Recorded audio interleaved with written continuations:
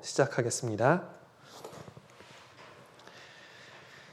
우리를 사랑하시는 거룩하시고 자비로우신 하나님 아버지 참으로 감사드립니다. 영원히 멸망받을 수밖에 없었던 저희들을 주님의 귀한 보혈로 구원해 주시고 또 구원해 주신 이후에도 우리를 고아와 같이 버려두시는 것이 아니라 온전히 하나님의 뜻만을 위해 살아갈 수 있도록 우리의 발걸음을 인도해 주시는 것 너무나도 감사드립니다. 우리의 남은 생애가 주님 보실 때 합당하고 또 올바른 길로만 걸어가기를 원합니다. 주님께서 말씀으로 붙들어 주시고 말씀의 지혜로서 어떻게 행할 것을 알게 해 주시기를 간절히 기도드립니다.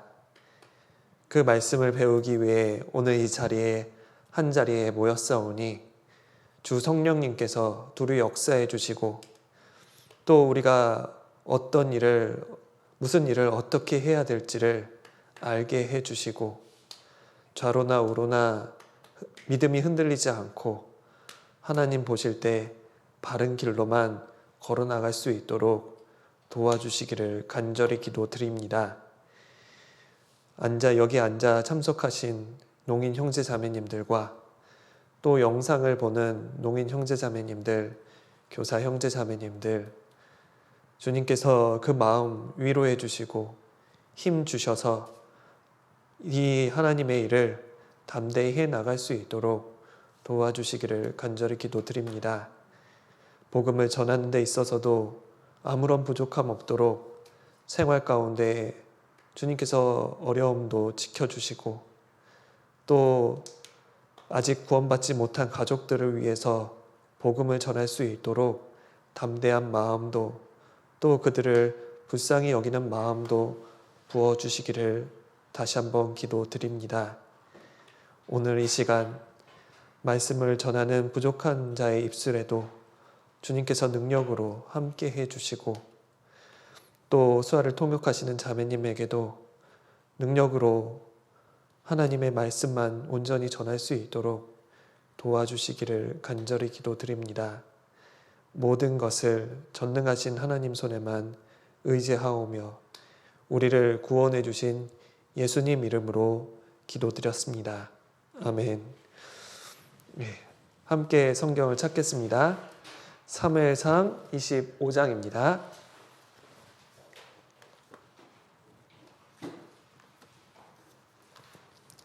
사무엘상 25장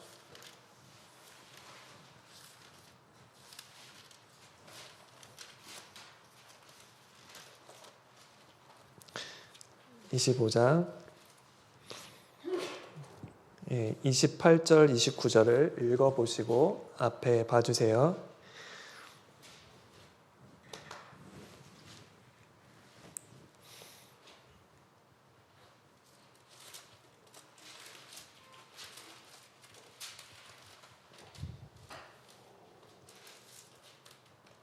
사무엘상 25장 28절 29절입니다.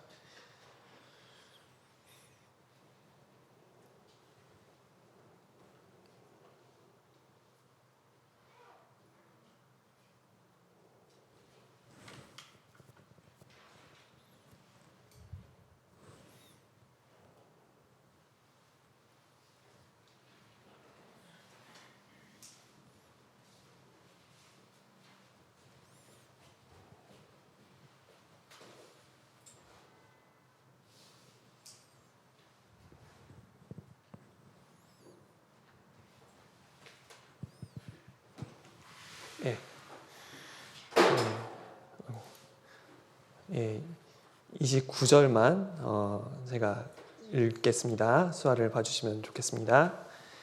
사람이 일어나서 내 주를 쫓아 내 주의 생명을 찾을지라도 내 주의 생명은 내 주의 하나님 여호와와 함께 생명 싸개 속에 쌓였을 것이요 내 주의 원수들의 생명은 물매로 던지듯 여호와께서 그것을 던지시리이다. 오늘은 아까 제목에서 보여드린 것처럼 아비가일이라는 여자에 대해서 함께 상고를 해 보려고 합니다. 이 말씀을 이제 생각을 하면서 이제 여러 가지 많은 생각을 하게 됐습니다. 특히 전도에 대한 심판, 이제 마지막 때에 살고 있는 우리들이 어떠한 마음으로 전도를 해야 될까, 그러한 것들이 이제 많이 생각이 났습니다. 제가 보니까 어떤 사람들은 이렇게 복음을 전하면 막 고구마를 캐듯이 줄줄줄줄줄 막 전도를 잘하시는 분이 계시는데, 그에 비해 저는 이렇게 전도가 왜 이렇게 어려운지 모르겠습니다. 저뿐만 아니라 많은 분들도 동일하게 또 공감을 하시는 분들도 계실 겁니다. 물론 이게 내가 구원을 시켜야지라고 해서 그 사람이 구원을 받는 것도 아닙니다. 이 구원을 받는 것은 복음을 전하는 기회 또한 하나님께서 기회를 주셔야만 그 복음을 전할 수도 있습니다. 그리고 말씀을 듣는 사람도 하나님께서 마음을 열어주셔야만 그분이 마음을 받아들이고 깨달을 수가 있는 겁니다. 말씀을 듣는 자의 마음가짐이 올바를 때 그 성령의 도우심을 받아서 그 사람의 마음과 성령의 도우심이 합해져서 이제 구원이 이루어집니다. 그런데 이 마지막 때가 되면 될수록 우리가 복음을 전하기 참 어려운 때라고 생각을 합니다. 왜냐하면 사람들의 마음이 정말 악해지기 때문입니다.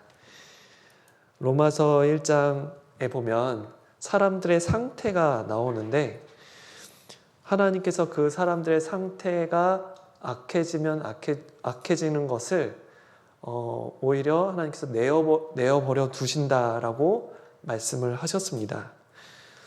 하나님을 알만한 지식을 사람에게 넣어주셨는데 하나님을 선택하지 않습니다. 자기가 마음에 원하는 것만 선택을 합니다. 그래서 그 마음의 정욕대로, 마음에 원하는 대로 살도록 내어버려 두시는 거죠.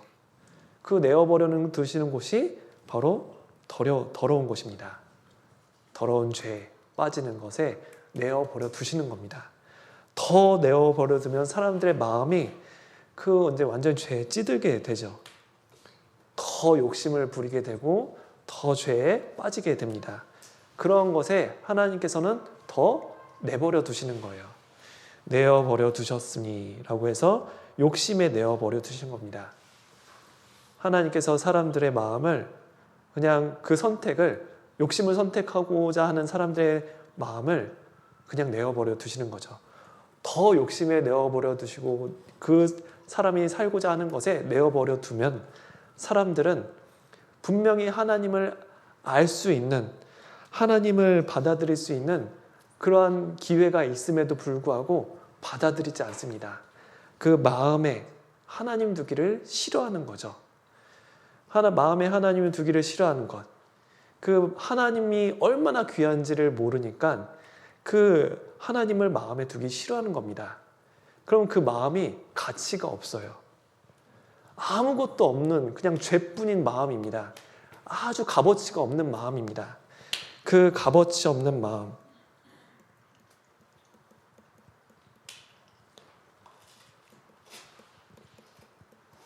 값어치 없는 마음을 마음대로 내어버려 두시는 거예요. 그냥 내버려 두는 겁니다. 그게 이 마지막 때의 모습이라는 거죠. 점점점 구원을 얻기가 힘들어지는 겁니다. 이 하나님을 마음에 두지 않는 그러한 세상에서 사람들의 모습은 죄만 가득한 거죠. 우리는 사람들이 더 마음이 타락하기 전에 우리는 듣든지 아니 듣든지, 그리고 기회를 얻든지 못 얻든지 복음을 전해야 합니다. 물론 복음을 전하다가 속상한 마음도 있습니다.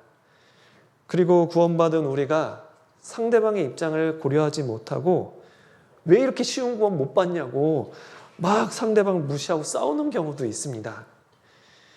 그러면 말씀 듣는 사람의 마음이 닫혀져서 성령의 도움도 나타나지 않는 그런 안타까운 일을 볼 수도 있습니다. 주님께서는 구원을 완성하셨고 복음의 기회를 열어주시는 것은 주님께서 해주시는 역할입니다. 그리고 그 복음을 듣고 복음을 선택할 것인가 복음을 선택하지 않을 것인가, 그것은 말씀을 듣는 자의 사람의 책임입니다. 우리는 그 중간에서 할 수 있는 것은 한 가지밖에 없어요. 복음을 기도하면서 전하는 거죠. 그 사람의 마음을 뜯어 고칠 수도 없고, 내가 하나님이 돼서 말씀을 들을 수 있는 기회를 쭉 늘릴 수 있는 것도 아닙니다. 우리는 할 수 있는 게 딱 정해져 있어요. 기도하면서 복음을 전하는 겁니다. 그게 주님께서 우리에게 맡기신 거죠. 마지막 때에 우리가 복음을 전하다가 막 실망도 하고 또 어려움도 있는데, 이 마지막 때에 어떠한 마음으로 이 복음을 전해야 될까, 어떠한 마음으로 주님을 기다려야 될까, 그것을 살펴보겠습니다. 이 사무엘상을 이제 제가 25장을 말씀을 드렸는데 23장, 24장, 25장, 26장 이런 부분이 이제 큰 하나의 이야기입니다. 그런데 사실 이 사무엘상 25장은 갑자기 뜬금없는 얘기가 나옵니다. 23장, 23, 24장, 26장은 다윗이 사울을 피해서 도망가는 얘기입니다. 도망갔는데 이제 23장에 보면 10이라는 곳에 사는 사람들이 있습니다. 10사람이에요. 10사람. 발음도 참 이상한데 10사람이 그 다윗을 고발을 합니다. 사울님 여기 있어요. 다윗 여기 숨었어요. 그러니까 사울이 그래? 내가 가서 죽여야지.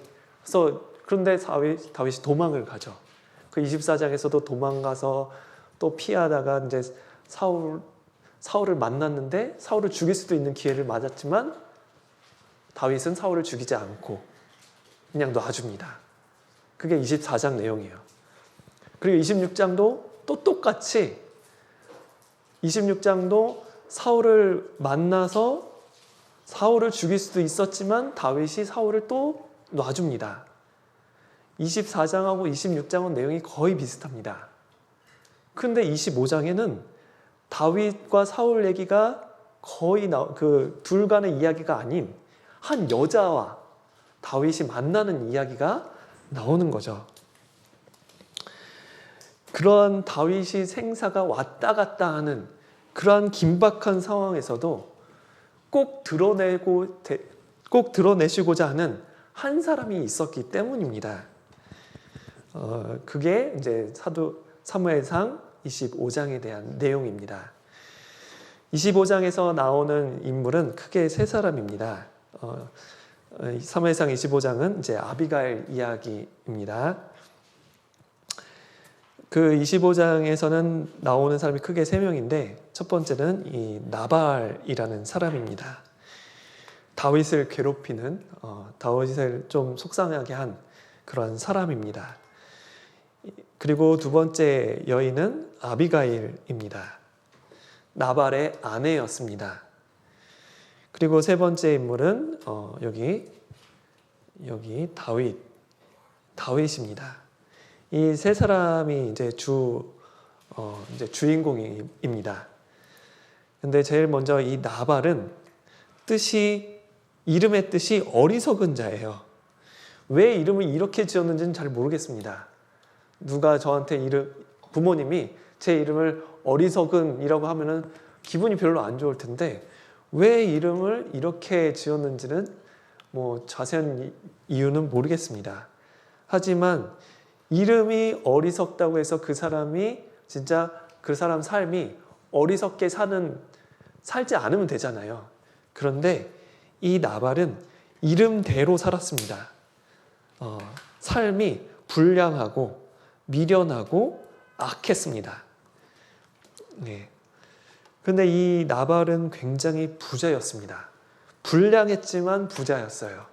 악했지만 부자였습니다. 그것도 참 불행한 일이죠. 하나님을 오히려 찾지 않고 미련한데 부자예요. 세상 하나님을 찾을 수 있는 기회가 많지 않은 것, 그것이 진짜 큰 불행입니다. 이 나발은 불량했지만 그 지역에서 굉장히 큰 부자였습니다. 얼마나 큰 부자였냐면 양이 3,000마리였습니다. 3,000마리가 어느 정도인지는 그게 얼마나 큰 부자였는지는 잘 모르겠지만 성경에 보면 욥이라는 사람이 나옵니다. 그 욥이 동방에서 가장 큰 부자라고 평가를 합니다. 그런데 그 욥이 갖고 있었던 재산은 양이 7,000마리였어요. 그러니까 욥하고는 비교할 수는 없지만 그거에 버금갈 정도로 굉장히 큰 부자였습니다. 제가 양 한 마리가 얼마인지를 한번 살펴봤어요. 양이 얼마일까? 근데 호주 가면은 양이 싸잖아요. 양이 한 마리에 30만 원 정도 한답니다. 한 마리가. 그러면 30만 원 곱하기 3천만 원 하면은 한 약 10억 정도가 돼요. 10억. 그리고 양만 있었겠습니까? 근데 여기 보면은 이제 염소가 1,000마리다. 그리고 아비가일이 다윗에게 준 음식을 보면 무화과도 있고 포도도 있었고, 그러니까 농사도 굉장히 많이 지었었죠. 그러니까 오늘날 이제 양의 가치보다도 더 높은 가치를 갖고 있었기 때문에 아마 그 당시에 굉장히 큰 부자였으리라 생각을 합니다. 그런데 어느 날 이 나발이 양털을 깎고 있었다 합니다. 양털을 깎고 있었는데 그 당시 이제 양을 굉장히 많이 기르고 있는 나발이 어느 날 양털을 깎는 거죠. 사람 이발하는 것처럼 양털을 깎는 게 아니라 1년에 한 번만 깎을 수 있는 겁니다. 그러니까 그 수많은 양을 다 데리고 와서 이제 양털 쭉쭉 깎는 거예요. 혼자서 못 깎겠죠. 인력을 많이 동원해야 합니다. 주변 사람들을 모아가지고 사람들을 모으고 이제 양털을 깎는 겁니다. 사람들을 모아서 일을 시키면 먹을 것도 줘야 되고 돈도 줘야 되겠죠.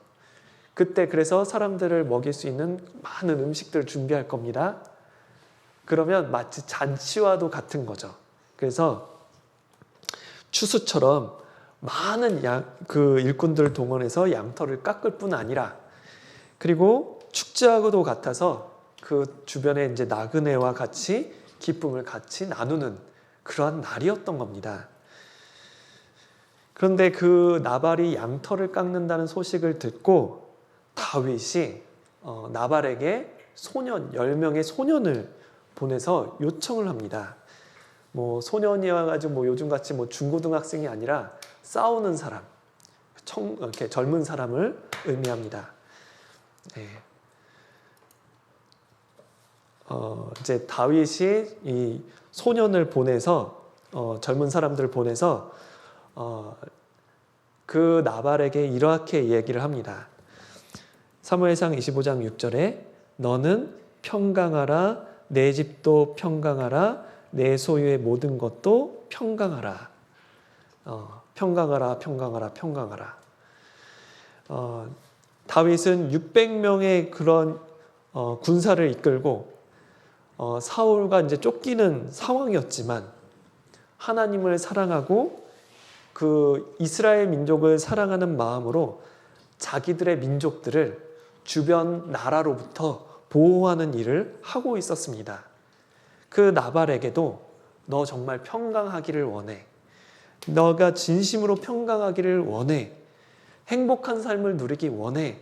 라는 마음으로 이 사람을 보냈던 겁니다. 사무엘상 25장 8절에 보면 내 소년들에게 물으면, 이제 다윗이 보낸 다윗의 이제 군사들, 용사들에게 이제 그 나발이 너 왜 왔니? 왜 일로 왔어? 무슨 일이야? 라고 그렇게 물어보면, 나발이 그렇게 물어보면 너희들은 다윗의 용사들은 이렇게 이야기해라. 내게 은혜를 얻게 하라. 우리가 좋은 날에 왔은즉, 그러니까 좋은 날은 양털 깎는 아주 축제와도 같은 날에 왔다는 거죠. 그러니까 이 나발 네가 네 손에 있는 대로, 네가 이제 원하는 대로, 능력이 네 마음에 주고 싶은 대로 내 종들, 그러니까 나와 함께 하고 있는 사람들에게, 그리고 나는 내 아들 같으니까 그 나를 아들처럼 대해줘서 그런 먹을 것을 조금 주었으면 좋겠다라고 하는 겁니다. 기쁜 날에 사람을 보내서 그 기쁨을 같이 나누었으면 좋겠다라는 거죠. 나발에게 무슨 부담을 주려고 했었던 것도 아닙니다. 자벌적인 마음으로 서로가 서로에게 고마움을 표시하는 그러한 시간이 되기를 원했다는 거죠. 다윗이 야, 내가 너 주변 그런 사람들 막 쳐들어올 때 내가 도와줬잖아. 막아줬잖아. 그러니까 내놔. 먹을 거 좀 줘야 되는 거 아니야?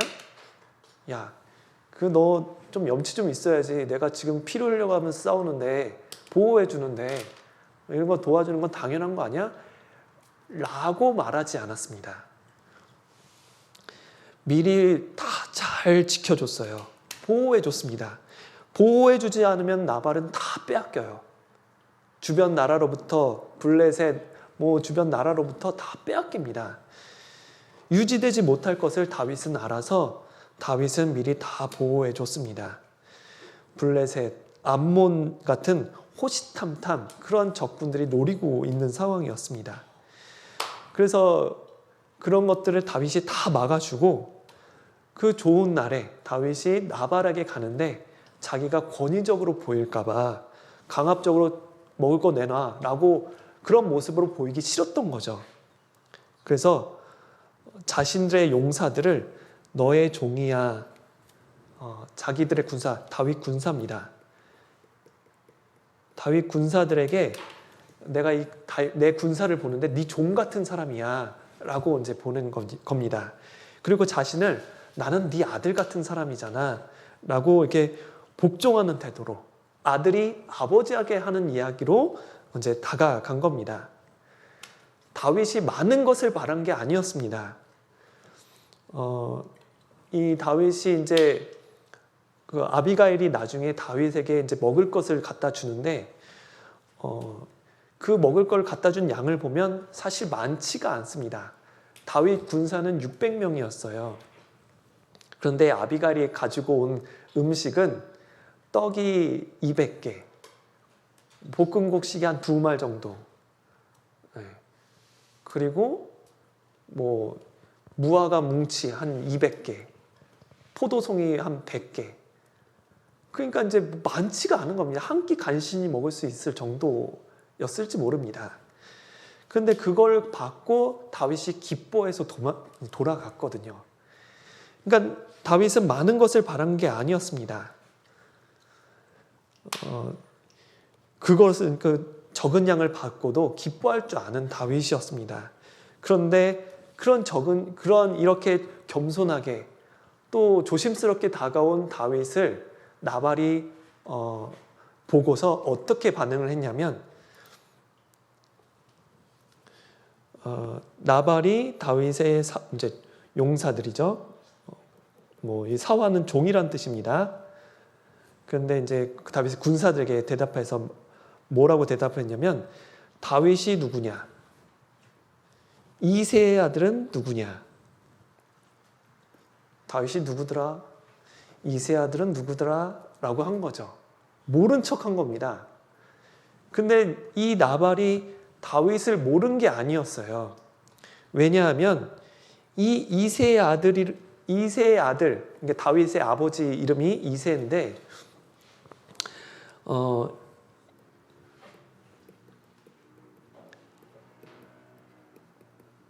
이 다윗의 아버지가 이새인데, 이 이야기는 다윗의 종들이 한 게 아닙니다. 우리가 이새의 아들 다윗에게서 왔습니다 라고 말하지 않았어요. 우린 다윗으로부터 왔습니다 라고 말했는데 말하지도 않은 그 내용을 안 거예요. 이 나발은 다윗에 대해서 너무 잘 알고 있었습니다. 그런데 모른 척 한 거죠. 다윗이 누구더라? 이새 아들이 누구더라? 아, 요즘에 주인에게서 억지로 떠난 종, 그렇게 얘기를 한 거죠. 사울의 장수였다가 사울이 다윗을 죽이려는 것을 알고 다윗이 도망갔는데 그것을 나발이 좋지 않게 본 거예요. 어떻게 사울의 장수였는데 사울에게서 도망갈 수가 있지? 떠날 수가 있지? 배신자네 라고 그렇게만 생각을 한 겁니다. 그 당시 다윗은 골리앗을 골리앗을 쓰러뜨리고 또 블레셋으로부터 또 그 적군들을 물리친 아주 유명한 사람들입니다. 하나님의 기름 부은 자로서 나중에 왕이 될, 그리고 정말 용감하고 씩씩한 우리의 친구잖아요. 그런 사람이 다윗이었습니다. 그런데 주인에게서 억지로 떠나는 종이라고 다윗을 그렇게 평가를 한 거죠. 사울 떠난 배신자 아니야? 은혜를 모르고 떠나면서 오갈 데 없는 불황하잖아. 그렇게 이야기를 한 거죠. 그러면서 그 나발이 하는 얘기가 이 나발입니다. 나발이 한 얘기예요. 내가 어찌 내 떡과 물 그리고 이 고기, 떡과 물과 고기를 어디로서인지 알지도 못하는 자들에게 주겠느냐. 네. 나는 너에게 떡도 줄 수도 없고 물도 줄 수도 없고 고기를 줄 수도 없어 라고 한 거예요. 이거는 내가 양털 깎는 사람들한테 줄 건데 왜 너 같은 사람한테 줘야 돼? 라고 이야기를 한 거죠. 근본도 없으면서 배신자면서 내가 너한테 왜 줘야 돼? 완전히 다윗을 무시하는 내용, 그 이야기입니다. 그 하나님을 의지하면서 사울을 용서해줬던 다윗이었는데 이때만큼은 다윗이 완전히 화가 납니다. 그래서 다윗이 나발을 진멸하려고 작정을 했습니다. 나발은 몰랐어요. 다윗이 보이지 않는 곳에서 도움을 주었다라는 그 다윗의 도움을 몰랐던 겁니다. 아니, 모른 게 아니라 관심이 없었습니다. 왜냐하면 종들은 잘 알고 있었거든요. 그 나발의 종들은 잘 알고 있었습니다. 나발이 나발의 종들에게 물어보기라도 했다면 알 수 있었을 겁니다. 확인만이라도 했다면 알 수 있었을 텐데 관심이 없었습니다. 더 나아가서 다윗을 무시했어요. 니까짓 게 뭐냐? 왜 나한테 왔냐? 그렇게 무시한 거죠. 요즘 사람들도 마찬가지입니다. 하나님께서는 사람들에게 많은 것을 주셨습니다. 그런데 사람들은 하나님도 모르고 하나님이 주신 은혜도 모릅니다. 성경에 물어보기라도 했다면 알 수 있을 텐데 관심이 없는 거죠. 하나님을 찾지 않는 시대입니다. 더 나아가서 하나님을 무시하는 사람들도 있습니다. 로마서 1장 19절 21절에 하나님을 알만한 것을 사람들에게 주셨습니다. 그 알만한 것을 사람들에게 보이셨어요.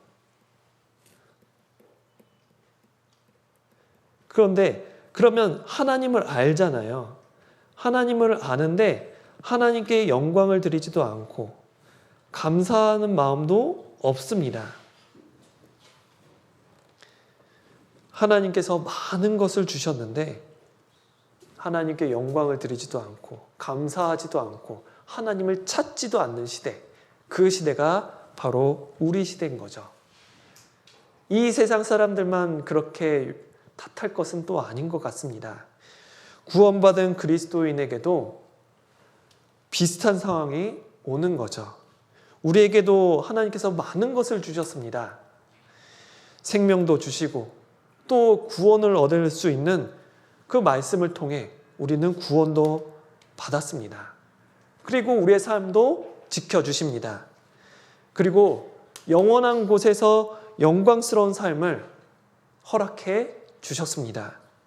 그런데 우리가 이 구원받지 않은 사람들처럼 하나님께 영광을 돌리지 않고 감사하지도 않는다면 우리는 세상 사람들과 똑같은 거죠. 나발하고 똑같은 겁니다. 하나님이 어디 도와줬냐고, 하나님이 어디 나와 함께 했냐고 그렇게 생각을 한다면 나발하고 똑같은 거예요.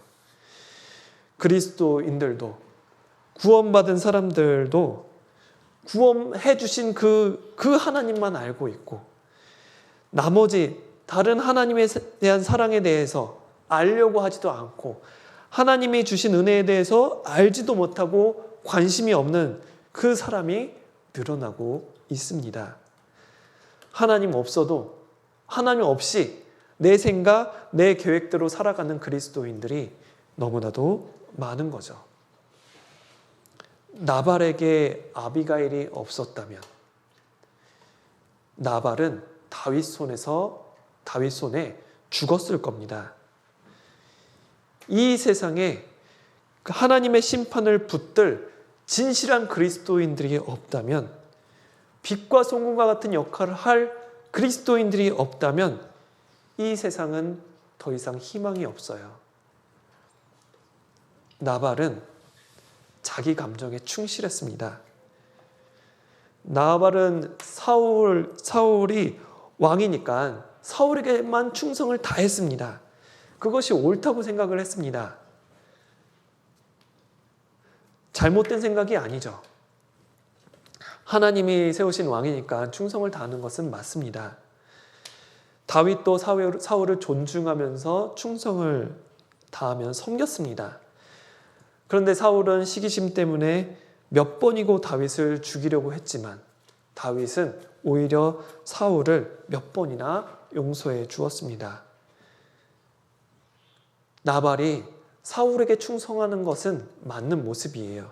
그런데 나발이 놓치고 있었던 게 있었던 겁니다. 나발이 생각하지 못한 것은 바로 하나님의 뜻인 거죠. 하나님은 사울을 그 이스라엘 왕으로서 이제 폐하셨습니다.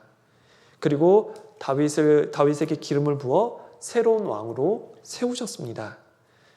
그리고 다윗은 하나님의 뜻에 더 순종하고 하나님의 뜻을 이루기 위해서 노력했습니다. 사울이 다윗을 죽이려고 해도 다윗이 사울을 용서한 이유는 바로 하나님을 사랑했기 때문입니다. 나발은 사울에게만 관심이 있었고 나머지 그 뒤에 하나님의 뜻에 대해서는 관심이 없었던 게 잘못이었던 거죠.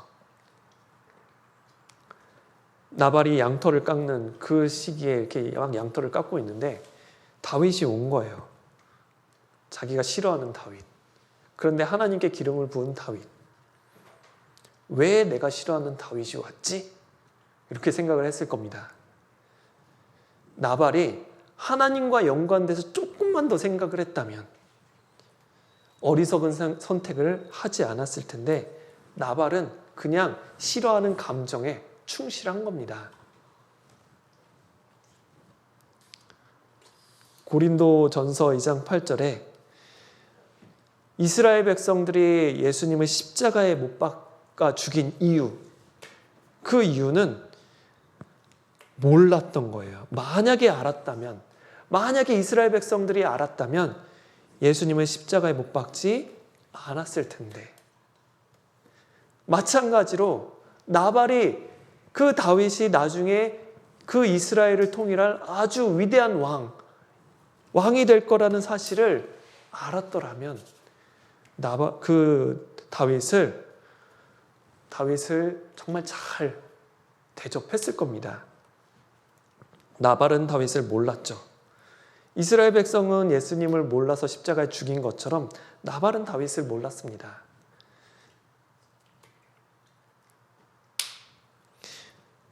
로마서 10장 2절로 3절에 보면 이스라엘 백성의 잘못이 마치 나발의 모습은 이스라엘 모습과 너무나도 흡사합니다. 예수님을 죽인 이스라엘 모습과 너무 흡사한 겁니다. 이스라엘 백성들은 하나님을 열심히 섬기는 것, 율법을 지키면서 열심히 하나님을 섬기는 게 정말 복된 일이고 바른 일이다라고 생각을 했어요. 그게 근데 잘못된 것인지를 몰랐죠. 예수님께서 그건 잘못된 거다. 율법을 통해서 천국 가는 게 아니라 나를 통해서 내가 길이고 내가 하나님께 갈 수 있는 유일한 길이라는 것을 많은 말씀을 해주셨습니다. 그런데 그걸 받아들이지 않아요. 예수님 이후의 사도들도 계속해서 복음을 전했지만 유대인들은 받아들이지 않는 겁니다. 하나님께 열심히 있었죠, 이스라엘 백성들은. 그런데 성경 말씀대로 열심을 쫓은 게 아닙니다.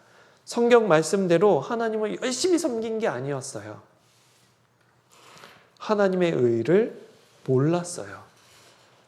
그리고 자기 의를 세우려고 하나님의 뜻을 복종치 않은 겁니다. 그게 이스라엘의 잘못이었습니다. 나발의 모습도 이와 똑같은 거예요. 나발이 다윗에 대해서 몰랐다면 종들에게라도 물어봐야 할 텐데 물어보지 않았죠. 결국 나발은 자기 생각대로 다윗을 아주 매몰차게 무시했습니다. 그런데 만약에 나발이 다윗을 잘 대해줬다면 나발은 앞으로의 그 미래가 아주 영광스럽게 되었을 겁니다. 다윗님 오셨습니까? 지금까지 저를 지켜주신 것도 너무너무 감사한데 저에게까지 오시다니요. 여기 오시죠. 여기 앉으시고요. 제가 이렇게 먹을 것, 마실 것을 준비해 드리겠습니다. 엉긴 젓도 드리고요. 또 이렇게 치즈도 좀 드리겠습니다. 여기 같이 오신 분들도 계십니까? 여기 당연히 앉으셔야죠. 그분들도 내가 대접해 드리겠습니다. 같이 못 오신 분도 계시죠? 제가 넉넉하게 싸드릴 테니까 사양하지 마시고 꼭 가져가 주세요. 그리고 언제든지 꼭 이렇게 축제 때만 아니라 눈치 보지 마시고 언제든지 오세요. 힘들면 힘든 대로 언제든지 와주십시오 라고 한다면 나발의 인생은 어떻게 바뀌었을까요? 대대로 이름이 기록될 겁니다. 다윗은 훗날 왕이 될 사람입니다.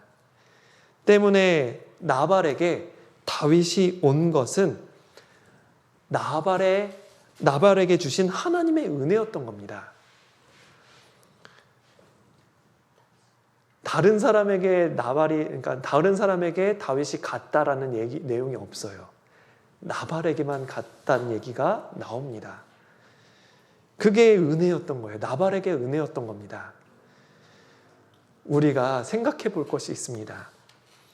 우리가 주님을 모실 때 정말 이 좋은 마음으로 주님을 모셔야 되지 않겠습니까? 주님, 지금까지 저를 지켜주신 것도 이렇게 감사한데 저에게 말씀을 주시고 또 교훈을 주시다니요. 제가 있는 힘을 다해서 열심히 살겠습니다. 비록 코로나 상황이지만 농선부, 구역, 교구 꼭 연락도 제가 자발적으로 드리고요. 제가 무엇을 할 수 있는지 알려주시면 그대로 하겠습니다.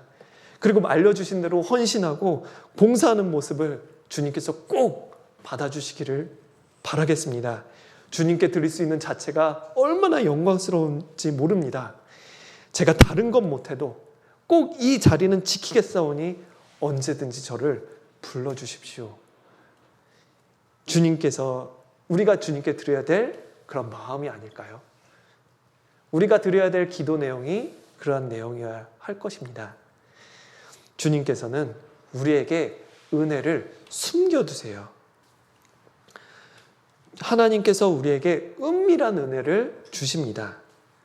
은혜를 주셨는데 은혜인지 모르게 나발은 그러니까 다윗은 나발에게 은혜였습니다. 숨겨두신 거예요. 하나님께서 은혜를 숨겨두신 거죠. 면밀히 살피면 은혜를 알지만 그냥 지나가면 깨닫지 못하도록 하나님께서는 항상 은혜를 숨겨두십니다. 우리는 일상생활 속에서 은혜가 묻어 있다는 것을, 은혜가 늘 함께 있다는 것을 아셔야 합니다. 우리가 신앙생활을 잘 할 수 있는 비결, 정상적인 신앙생활을 잘 할 수 있는 비결, 이 마지막 시대에 정말 주님을 위해서 지혜로운 삶을 살 수 있는 비결 궁금하십니까? 하나님께서 주신 은혜를 찾는 겁니다. 현재 내가 내 주변에 나를 힘들게 하는 사람을 계속해서 만나고 있습니까? 은혜예요.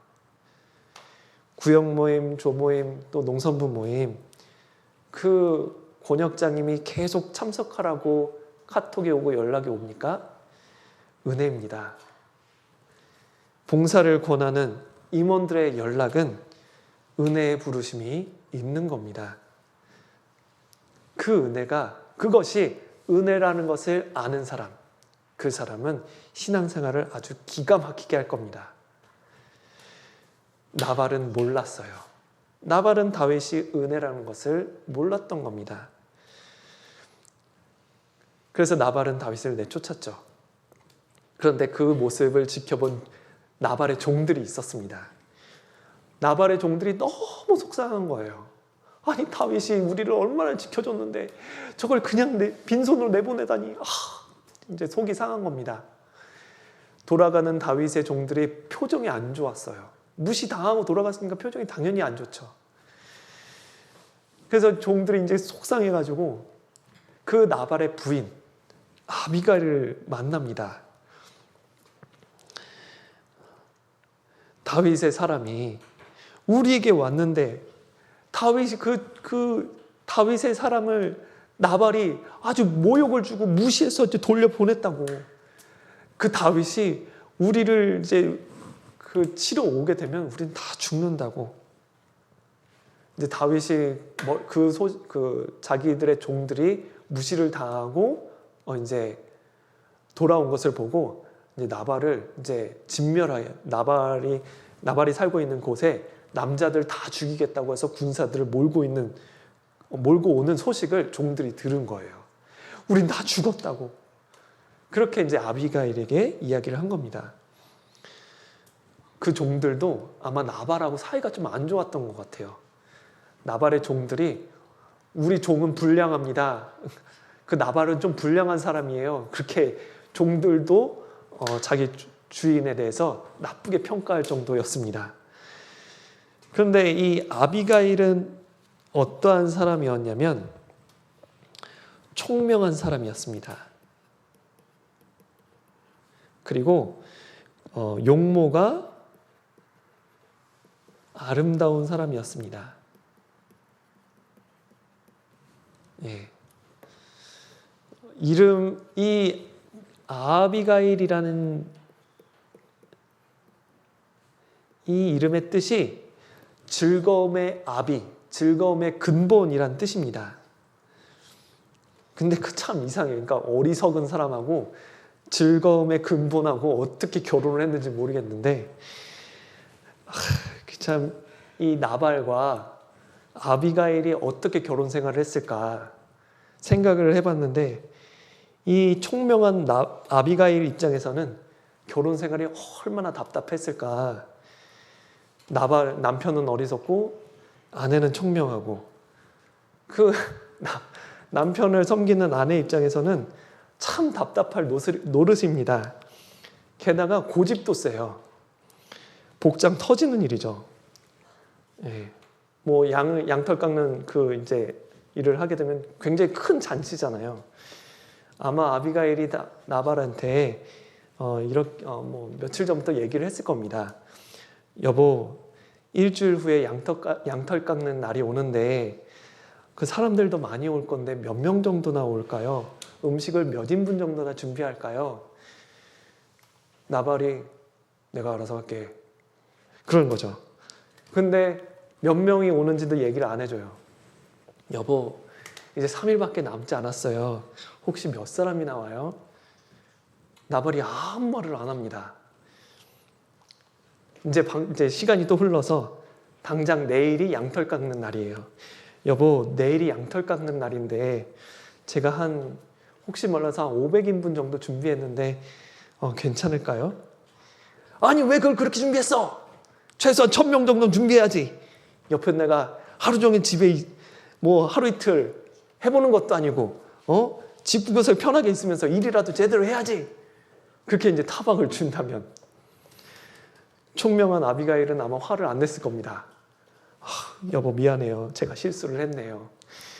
지금부터라도 좀 준비를 해볼게요. 걱정하지 마세요. 그랬겠죠. 너무 이렇게 들으시면서 울분을 터뜨리시지 마세요. 그런 여자는 제가 이렇게 상상이 잘 안 갑니다. 그냥 상상으로 해봤는데 아무튼 아비가일은 총명했습니다. 그런데 이 아비가일이 다윗이 이제 나발 일족을 이제 죽이려고 멸하기 위해서 온다는 소식을 들었습니다. 그것은 하나님께서 이 세상을 심판하신다는 사실을 아는 그리스도인하고 똑같을 거라 생각을 합니다. 입장이 똑같은 거죠. 근데 아비가일을 어떻게 했을까? 아비가일은 참 감정을 잘 조절했습니다. 제가 만약에 아비가일이었으면 종한테 그런 얘기를 듣잖아요. 내 이럴 줄 알았어. 그래서 이제 한숨 푹푹 쉬면서 종한테 네 주인 왜 그러냐? 도대체 내가 같이 살고 있으면서 정말 너무너무 답답하다. 그러니까 안 좋은 얘기를 하거나 아니면 그 다윗을 만나기 전에나 만난 후에 가서 나발한테 그렇게 잔소리를 했을 겁니다. 당신이 무슨 짓을 저지른 줄 알아요? 맨날 그렇게 나발나발 말은 많고 하는 건 죄 어리석은 일이고 고집은 왜 그렇게 세고 도대체 생각을 좀 하세요. 그 무안을 준다거나 화를 냈을 텐데 나발은 전혀 그런 모습이 안 보이는 거죠. 세상에 그런 여자가 어떻게 있을까 생각을 하지만 급박한 상황에서도 아비가일은 침착하게 움직였습니다. 아비가일이 다윗에게 준 선물이에요. 떡 200덩이, 포도 가죽 2개의 가죽 부대, 양 5마리, 볶음곡식 2말, 건포도 100송이, 무화과 뭉치 200개. 예. 그러니까 이 정도를 준비한 겁니다. 근데 다윗의 용사들은 600명이었어요. 그러니까 아비가일이 준비할 수 있는 최선의 것을 다 준비한 겁니다. 아비가일이 이렇게 다윗을 만나면서 어떻게 하면 그 마음을 조금 위로하고 속상한 마음을 누그러뜨릴 수 있을까 고민을 했던 것 같습니다. 마태복음 5장 25절에 보면 너를 송사하는 사람, 너를 고소하는 사람이죠. 고소하려고 하려는 사람과 함께 길에 있을 때는 급하게 사화하라, 용서를 빌어라 라는 거죠.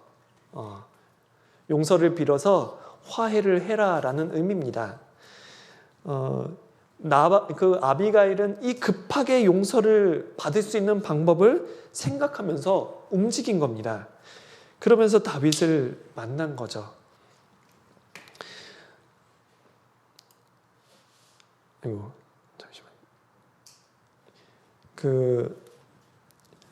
사무엘상 25장 30절 31절에 보면은 내용이 좀 긴데 제가 간략하게 설명을 해드리겠습니다. 그러니까 아비가일이 다윗을 만나러 갈 때 그 말을 참 이렇게 다윗의 마음을 누그러뜨리려고 이렇게 이야기를 합니다. 다윗님, 나중에 왕위를 오르실 때의 있지 않겠습니까? 그때 오늘날 이렇게 직접 나서서 죄 없는 사람까지 해야 한다거나 다윗님이 직접 원수를 갚으려 하셔서 혹시라도 후회하지 않도록 했으면 좋겠습니다. 나중에 후회하거나 또는 마음에 걸리는 일이 없었으면 좋겠습니다. 지금 마음이 속상한 거 충분히 압니다. 그런데 그 나발을 직접 쳐서 죄 없는 사람까지 죽일 수도 있고, 그리고 원래 원수는 하나님께서 갚으신다고 하시지 않으셨습니까? 그런데 이렇게 다윗님이 직접 나발을 치는 것은 나중에 마음속에 분명히 양심에 걸리게 될 겁니다.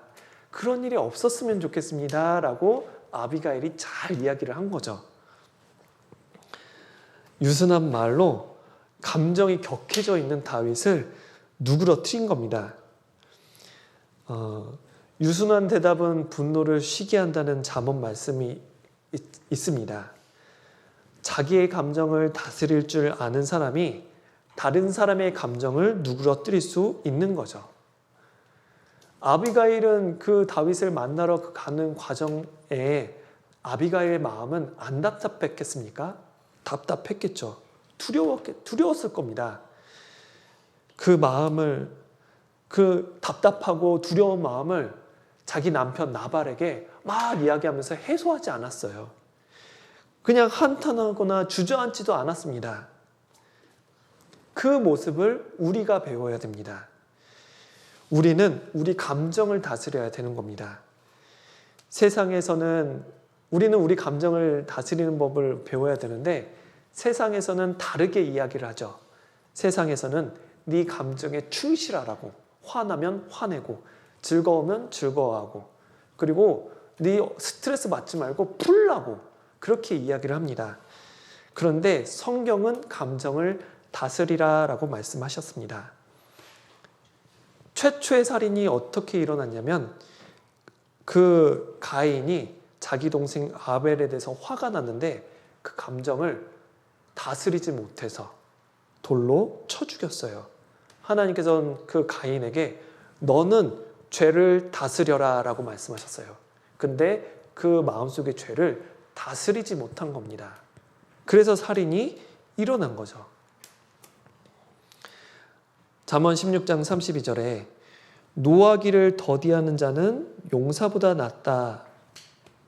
그리고 자기 마음을 다스리는 자는 성을 빼앗는 자보다 낫다라고 말씀하셨어요. 자기 마음을 다스리는 것, 다스리는 자는 성을 빼앗는 자보다 낫다라고 말씀하셨습니다. 이 말씀이 슬픔을 무조건 참아야 되나? 화나면 무조건 참아야 되나? 그런 말이 아닙니다. 다스리라는 것은 감정을 표현해야 될 때, 그리고 감정을 표현해야 될 대상을 명확히 해서 정확하게 표현해야 될 때와 표현해야 될 대상을 알아서 그 사람에게 하는 거죠.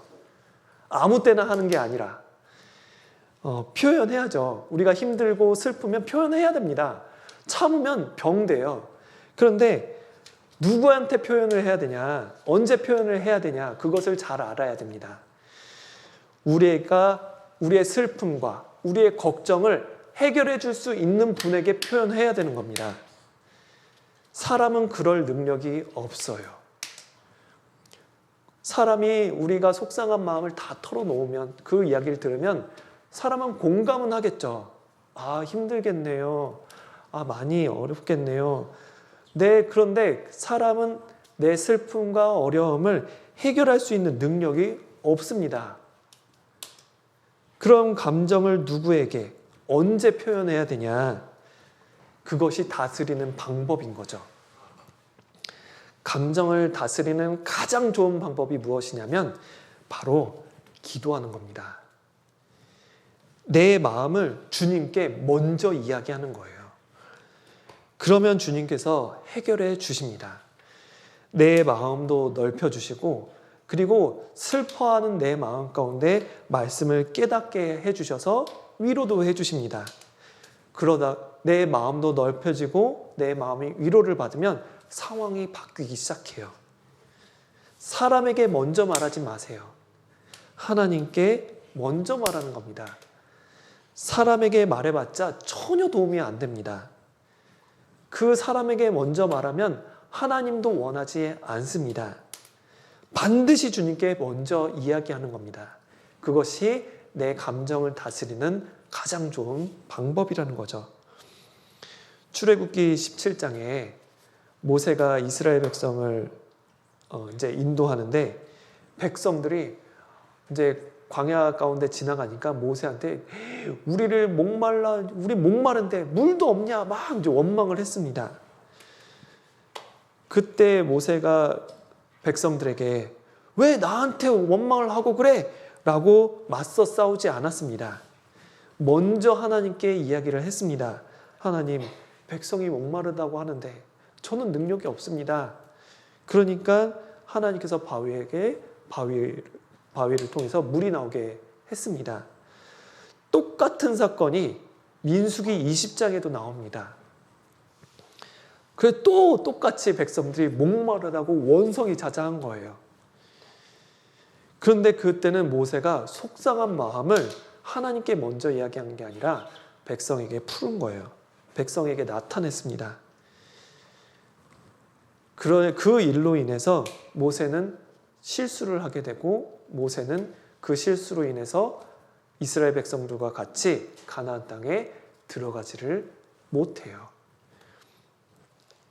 감정을 그대로 푸는 사람과 감정을 다스리는 사람은 완전히 결과가 다르죠. 나발은 감정에 충실했습니다. 그 결과가 자신의 심판을 가져오게 되었어요. 아비가일은 자신의 감정을 잘 다스렸습니다. 자신이 말할 상대가 누군지를 잘 알았어요. 내가 언제 말해야 되고 말하지 않아야 할 때도 정확하게 알았습니다. 그 결과가 다윗의 마음도 누그러뜨리게 한 것이죠. 이사야 6장 8절에 보면 내가 또 주의 목소리를 들은즉 이르시되 내가 누구를 보내며 누가 우리를 위하여 갈고 그때 내가 가로되 내가 여기 있나이다 나를 보내소서.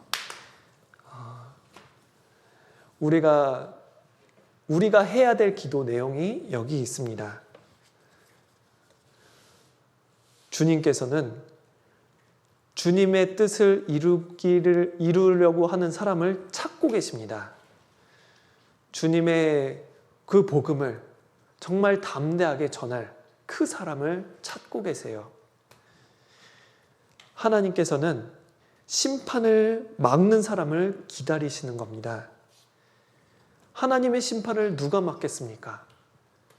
자기 감정을 다스리는 사람이죠. 기도하는 사람이 하나님의 심판을 막을 수 있고 자신의 감정을 다스릴 수 있는 겁니다.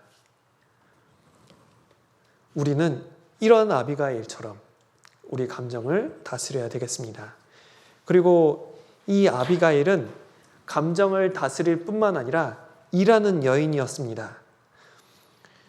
600명의 음식을 이제 급하게 준비를 했잖아요. 그리고 준비하고 분배해서 어떤 거는 나귀에 실어 보내고 뭐 이렇게 막 잘 준비를 했습니다. 서둘러 움직여야 했어요. 왜냐하면 곧 있으면 그 다윗이 나발을 죽이러 오거든요. 그러니까 서둘러 해야 되는 거죠. 그런데 만약에 일의 경험이 없으면 허둥지둥해요. 그 아비가일은 그냥 그 나발이 부잣집이니까 아무 일도 안 했던 그런 사람이 아니라 모든 것을 세심하게 살펴보고 같이 수고했던 그런 일하는 여인이었습니다. 아마 아비가일이 종들을 보면서 너는 밀가루 만들어야 되니까 연자맷돌 가지고 20kg 밀가루 만들어. 그리고 너는 밀가루 가지고 기름과 소금으로 넣어서 떡을 만들어라. 너는 너는 다른 그 옆에서 곡식을 좀 볶고 있어. 너는 양 5마리를 얼른 구워라. 그리고 털을 벗기고 구이를 만들어라. 그리고 너는 창고에서 그 건포도 100송이 그리고 무화과 200개 얼른 가져와. 부족하면 내게 이야기하고 문제 생기면 언제든지 나한테 이야기해라. 아마 이제 그렇게 철저하게 준비를 했을 겁니다. 아비가일은 일하는 여인이었습니다. 잠언 31장에 보면 현숙한 여인이 나옵니다. 그 현숙한 여인에 대해서 이제 말하는데, 그 현숙하다 표현을 하면서 그 여인에 대한 묘사가 무엇을 배우고 차분하게 말을 하고 똑똑하고 그런 내용은 거의 없어요. 다 일하는 내용입니다. 이렇게 무슨 바느질을 하고 옷을 입히고 음식을 준비하고 팔아가지고 돈을 만들고 다 일하는 내용입니다. 그것을 보면서 무엇을 생각했냐면 지혜는 앉아서 생기는 게 아니구나 라는 것을 알게 되었습니다. 지혜는 일하는 과정 가운데 나타납니다. 지혜는 수고하는 가운데서 나타나는 거죠. 주님을 위해서 일하는 과정 가운데 주님께서 지혜를 주시는 거죠. 누가 주님을 위해서 일을 할까요? 주님을 경외하는 사람이 주님을 위해서 일을 하게 될 겁니다. 잠언 31장 29절에 덕행 있는 여자가 많지만 그대는 여러 여자보다 뛰어나다. 고운 것도 거짓되고 아름다운 것도 헛되나 오직 여호와를 경외하는 여자는 칭찬을 받을 것이라. 세상에 덕행, 정말 좋은 행동, 다른 사람을 도와주고 덕을 쌓는 행동을 하는 여자들은 많습니다. 고운 여자도 많고 아름다운 여자도 많습니다. 그런데 칭찬받는 여자는 한 부류예요. 하나님을 경외하는 여자가 하나님 앞에 칭찬을 받는 겁니다. 그리고 아비가일은 그렇게 감정을 다스리고 일하는 여인일 뿐만 아니라 불쌍히 여기는 마음이 있었습니다. 아비가일이 다윗의 소식을 듣자마자 막 음식을 준비하고 서둘러서 다윗을 찾아갔습니다. 다윗을 만났어요. 급하게 내려가지고 발 앞에 엎드렸어요. 그런데 아비가일이 한 이야기가 참 기가 막힙니다. 아비가일이 다윗에게 이야기할 때 나발과 자신을 따로 각각인 사람으로 말하지 않았어요. 다윗님, 제가 그런 건 아닌데요. 대신 용서를 빌러 왔습니다. 나발 대신 제가 대신 용서를 빌러 왔습니다. 나발은 잘못한 거예요. 나발을 용서해 주세요. 그렇게 얘기하지 않았어요. 어떻게 얘기를 했냐면 제가 잘못입니다. 나발 신경 쓰지 마세요. 제가 거기 없었던 게 잘못이었습니다. 그렇게 얘기를 했습니다. 사무엘상 25장 24절 25절에 그가, 여기 아비가일이죠. 아비가일이 다윗의 발에 엎드려서 내 주여 원하는 내용은 이겁니다. 이 죄악을 나에게 돌려주세요. 죄는 나한테 있는 겁니다. 그 죄값은 저한테 주셔야 됩니다. 불량한 나발을 신경 쓰지 마세요. 그는 왜 신경 쓰지 말아야 되냐면 미련한 사람이거든요. 미련한 사람이 미련한 얘기하는 건 당연한 거 아닙니까? 그런 사람 말 신경 쓰지 마세요. 잘못은 저한테 있는 겁니다. 제가 그 다윗의 소년들을 제가 만나지 못한 게 제가 잘못입니다. 그렇게 얘기를 한 거죠. 저 사람, 나발이 아니라 제가 잘못입니다. 우리가 부모님이 자녀를 교육할 때 그렇게 하잖아요. 자녀가 경찰서를 갔어요. 무슨 나쁜 짓을 해서 경찰서를 갔습니다. 그 부모가 경찰서를 가면서 저 자식 이렇게 감옥살이 좀 하게 해달라고, 잘못한 거 좀 죄값 치르게 해달라고 그러는 부모는 없을 겁니다. 정상적인 부모는. 그런데 대부분의 부모는 제가 교육 잘못해서 그런 거니까 저한테 뭐라 하시라고, 제 아이는 아직 어려서 잘 몰라서 그렇다고, 제가 잘못이라고 그렇게 하는 부모님이 정상인 거죠. 이 아비가일은 잘못이 없었습니다. 사실 잘못한 것은 나발이죠. 근데 왜 아비가일이 이렇게 빌어야 했을까요? 아비가일은 나발을 불쌍히 여겼거든요. 더 나아가서 아비가일은 나발이 잘못된 게 아니라 자신이 먼저 그 다윗을 만나지 못한 게, 그 다윗의 종들을 만나지 못한 게 잘못이라고 생각을 한 겁니다. 그 마음이 어떤 마음일까요? 그 마음이 긍휼입니다. 긍휼. 예, 그 마음이 이제 긍휼이죠. 사무엘상 12장에 보면 이제 사울이 왕이 되기 전에 이스라엘 백성들이 사무엘을 찾아가서 우리에게 왕을 세워달라고, 주변 나라들처럼 우리도 왕 세워달라는 요구를 합니다. 그런데 이제 하나님께서 이제 노하셨습니다.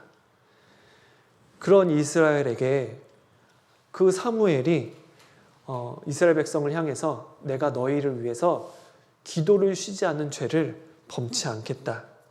너희를 위해서 기도하지 않는 것은 나의 죄다. 라는 이야기를 합니다. 그것도 긍휼입니다. 왜냐하면 정작 죄를 지은 것은 이스라엘 백성인데 사무엘이 이스라엘 백성을 향해서 기도하지 않는 것은 죄라고 말한 것은 사랑하고 불쌍히 여겨서 그런 거죠.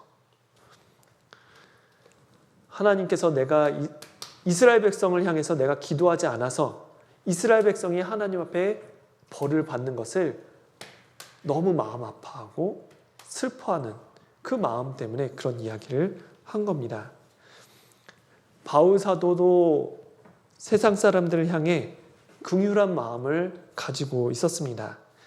로마서 1장 15절에 내가 세상 모든 사람들에게, 지혜 있는 사람이나 지혜 없는 사람에게 내가 다 복음에 비쳤다 라고 말을 했습니다. 왜 그것도 사실 면밀히 생각해 보면 사람이 구원받고 안 받고는 그 사람의 마음, 그 사람에게 책임이 있는 겁니다. 복음을 선택해서 구원을 받는 거고 구원을 선택하지 않았기 때문에 지옥에 가는 거죠. 그런데 왜 바울 사도가 복음에 비쳤다라고 얘기를 했을까? 사람들은 복음이 필요하고 복음이 필요한 사람들인데, 복음을 받아야 될 사람들인데 나는 복음을 갖고 있고 반드시 전해주어야 하는 책임을 갖고 있는 사람이다.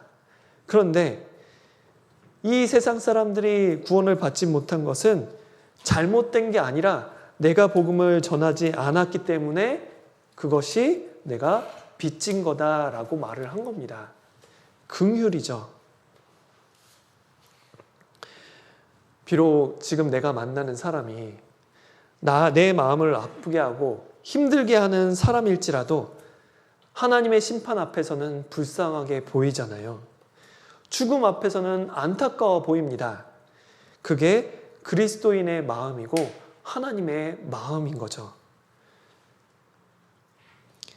사람 존재 자체를 너무 사랑하고 불쌍히 여겨서 잘못된 것도 내 잘못으로 여기는 마음, 내 책임이라고 여기는 마음, 그것을 긍휼이라고 합니다. 제가 한 가지 얘기를 해드리겠습니다. 이 긍휼이라는 것은 가엾게 여겨서 돕다라는 의미입니다. 근데 히브리 말로는 창자, 자궁이라는 뜻을 갖고 있습니다. 의미를 돕기 위해서 한 예화를 설명해 드리겠습니다.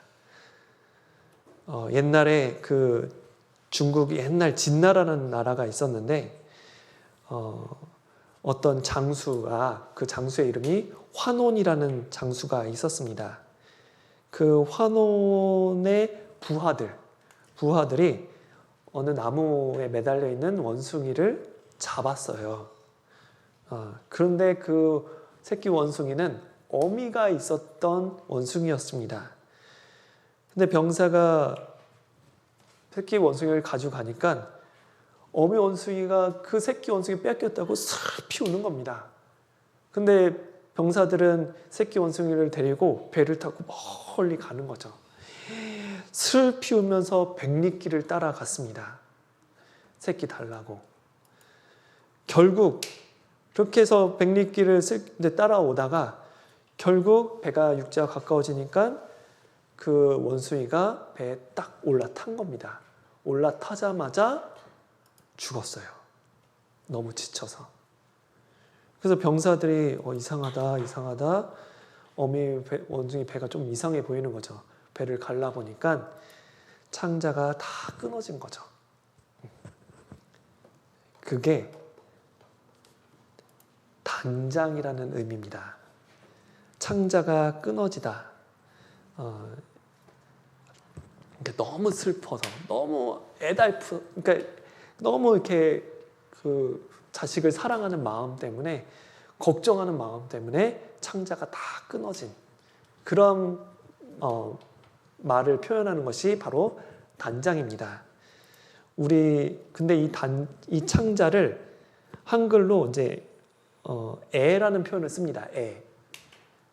그래서 애 끊다, 창자가 다 끊어지다, 애가 달아버리다, 애가 끌어버리다, 다 사랑을 의미합니다.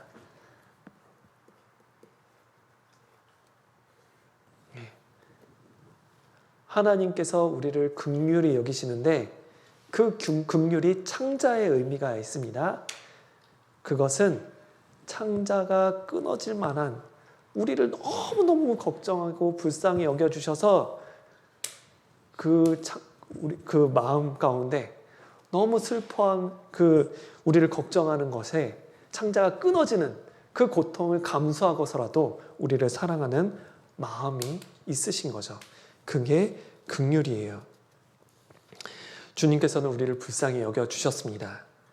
애끓는 사랑으로 예수님을 내어주셨습니다. 그리고 그 사랑을 나타내 주신 거죠. 지금도 애타는 심정으로 우리를 기다리고 계십니다. 아비가일은 나발을 긍휼히 여겼습니다. 지금 이런 상황이 나타난 것은 나발 때문이 아니라 나 때문이라고, 자신이 잘못한 거라고 말하는 거죠. 그것을 보면서 우리가 배워야 될 것이 무엇이냐면, 이 마지막 시대에 누가 하나님과 같은 마음을 가질 수 있을까? 긍휼히 여기는 사람이 하나님과 같은 마음을 품을 수 있는 겁니다. 내 주변의 사람들을 긍휼히 여기는 사람이 하나님과 같은 마음을 품을 수가 있는 겁니다. 그리고 아비가일은 그렇게 불쌍히 여기는 마음뿐만 아니라 하나님의 약속을 믿는 사람입니다. 사무엘상 25장 28절, 아비가일이 한 말인데, 주의 여종의 허물을 사하여 주옵소서. 이 주는 다윗을 높이는 말입니다. 여호와께서 반드시 내 주를 위하여 든든한 집을 세우시리니. 여기도 아비가일은 이 다윗에 대해서 말을 한 겁니다. 여호와께서 반드시 내 주를 위하여 든든한 집을 세우시리니. 아비가일은 다윗이 왕이 될 것을 알았어요. 믿었습니다. 그래서 아비가일은 다윗을 찾아가서 무릎을 꿇을 수가 있었던 겁니다. 다윗의 후손을 통해서 성전을 세우고 다윗의 왕위가 영원할 것이라는 것을, 그 약속을 믿은 겁니다. 그래서 훗날 다윗의 후손을 통해서 그리스도가 오고 그 그리스도를 통해서 영원한 주님의 집, 성전이 세워질 것이라는 그 말을 한 겁니다. 그 집은 든든한 집, 흔들리지 않는 집이죠. 그 집은 무슨 집일까요? 바로 교회를 의미합니다. 이 교회는 영원한 집이에요. 이 집을 의지하는 사람은 복된 사람입니다. 아비가일이 말했지만 이것은 예수님에 대한 예언입니다. 예수님을 위해서 영원한 집을 세우십니다. 하나님께서는 예수님을 통해서 영원한 집을 세우셨습니다. 사무엘상 25장 29절은 이것도 아비가일이 다윗에게 한 말입니다. 사람들이 일어나서 내 주 다윗을 쫓아 내 주의 생명을 찾을지라도 내 주의 생명은 다윗의 생명은 내 주의 하나님 여호와와 함께 생명 싸개 속에 쌓였을 것이요. 아비가일이 다윗에 대해서 이렇게 이야기를 했습니다. 사울이 아무리 다윗을 죽이려고 해도 죽이지 못합니다. 하나님의 보호하심이 있습니다. 하나님께서 다윗을 생명 싸개로 싸서 보호하시는 거거든요. 아비가일이 다윗에게 이렇게 말을 했지만 사실 이 내용은 예수님에 대한 말씀이기도 합니다. 내 주의 생명은, 예수님의 생명은 하나님 여호와와 함께 생명 싸개 속에 쌓였습니다. 이스라엘 백성들이 예수님을 십자가에 죽였다 해도 죽음이 예수님에게 머물 수 없었습니다. 생명이요 부활이신 예수님께서 부활하셨습니다. 예수님은 하나님의 생명 싸개 속에 쌓이신 분이에요. 내 주의 생명은 내 주의 하나님 여호와와 함께 생명 싸개 속에 쌓였을 것이요.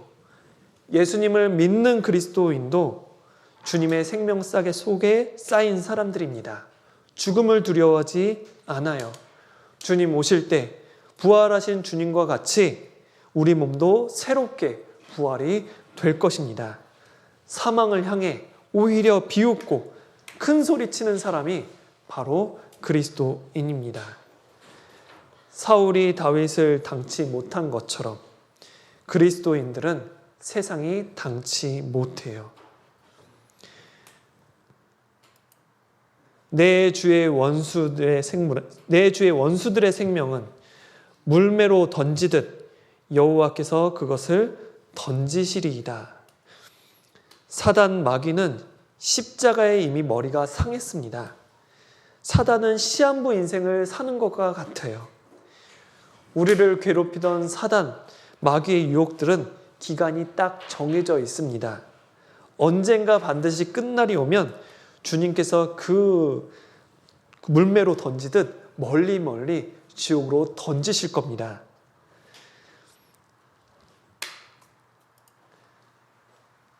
여호와께서 내 주에 대하여 하신 말씀대로 모든 선을 내 주에게 행하사, 하나님께서 약속하신 것을, 그 모든 일들을 다윗에게 다 행하실 겁니다. 하나님께서 축복하신 것, 약속하신 것 다 주에게, 그 다윗에게 행하실 겁니다. 우리도 이 약속을 믿습니다.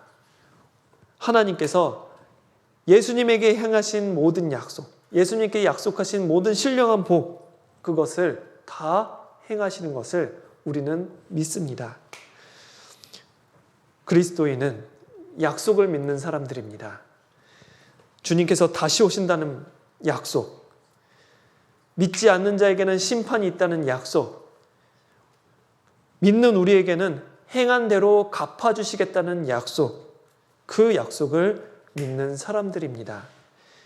천국에서 우리에게 말씀에 기록하신 선을 베푸실 분이라는 것을 우리는 믿습니다.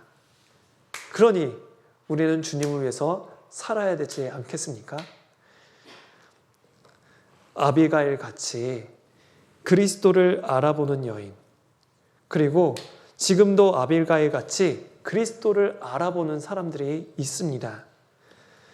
지금은 주님이 높임받지 못하고 있지만 우리 주님이 가장 영광스러운 분이시고, 그리고 교회가 지금 초라해 보일지 몰라도 교회 안에 있는 것을 영광스럽게 생각하고 기꺼이 수고하는 사람들이 있는 겁니다.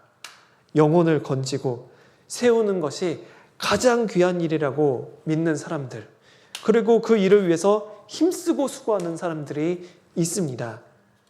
그런 사람들이 총명한 사람들인 거죠. 그런 사람들이 아름다운 사람들인 겁니다. 지금도 그런 사람들이 있어요. 다윗은 하나님의 뜻대로 왕이 됐습니다. 하나님의 뜻은 반드시 이루어집니다. 주님은 곧 재림하십니다. 만왕의 왕 되신 주님은 반드시 재림하실 겁니다. 그리고 그리스도인들은 주님 앞에 서게 될 거예요. 우리가 다른 것은 손해볼지 몰라도 신앙은 손해보지 말아야 합니다.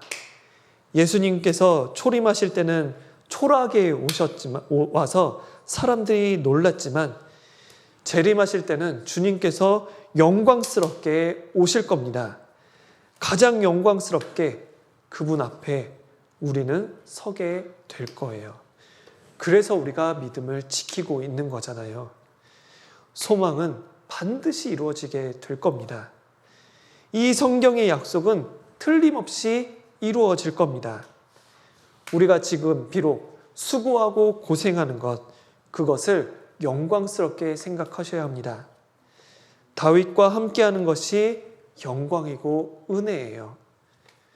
영혼을 불쌍히 여기면서 주님의 약속을 믿으면서 기도하고 같이 수고하고 또 일하는 그러한 삶을 가지는 그리스도인이 되기를 바라겠습니다. 같이 기도하겠습니다. 하나님 감사합니다. 오늘 아비가일을 통해서 우리의 감정을 다스리고 또 함께 수고하며 주님의 약속을 바라보는 가운데 주님을 기다리는 그러한 사람이 되기를 원합니다. 수고하며 또 봉사하는 가운데 복음을 전하다가 그 복음을 전하는 사람이 우리에게 힘들게 하고 핍박을 준다 하더라도 주님과 같은 마음으로 긍휼히 여기고 더욱더 간절한 마음으로 하나님 앞에 기도하는 저희들이 될 수 있도록 도와주시기를 간절히 기도드립니다. 여기 앉아있는 또 말씀을 같이 배우는 농인 형제자매님들에게 주님께서 귀한 마음을 부어주시고 그 마음으로 힘차게 살 수 있도록 주님 도와주시옵소서. 함께 해주신 것 감사드립니다. 우리를 사랑해 주신 예수님 이름으로 기도드렸습니다. 아멘. 수고하셨습니다.